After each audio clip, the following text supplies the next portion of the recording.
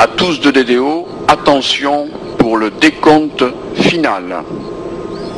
10, 9, 8, 7, 6, 5, 4, 3, 2, 1. Top. Allumage du moteur Vulcain.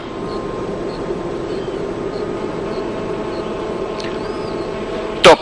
Allumage des EAP et décollage.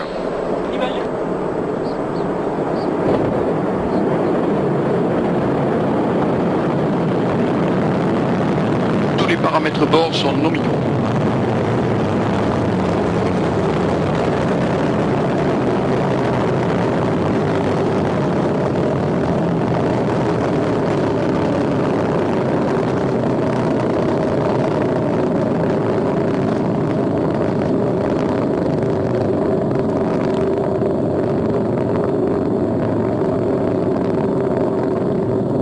Paramètres bord sont normaux.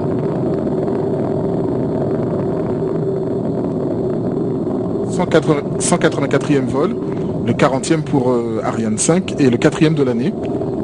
En effet, et puis personnellement, c'est le 61e lancement auquel je participe ici au port spatial de l'Europe et c'est toujours un grand moment d'émerveillement.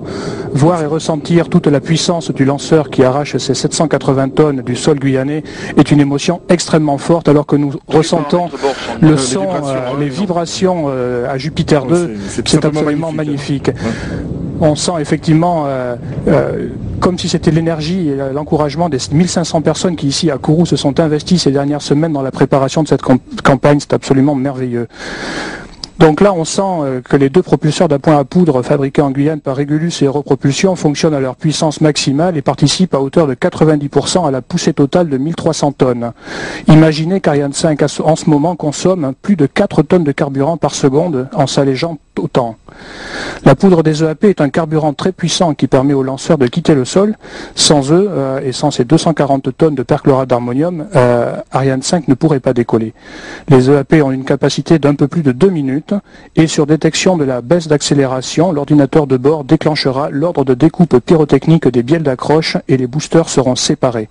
Ariane 5 va ainsi s'alléger de 80 tonnes supplémentaires, ne pesant plus que 160 tonnes. En 2 minutes 30, le lanceur aura perdu plus de 600 tonnes.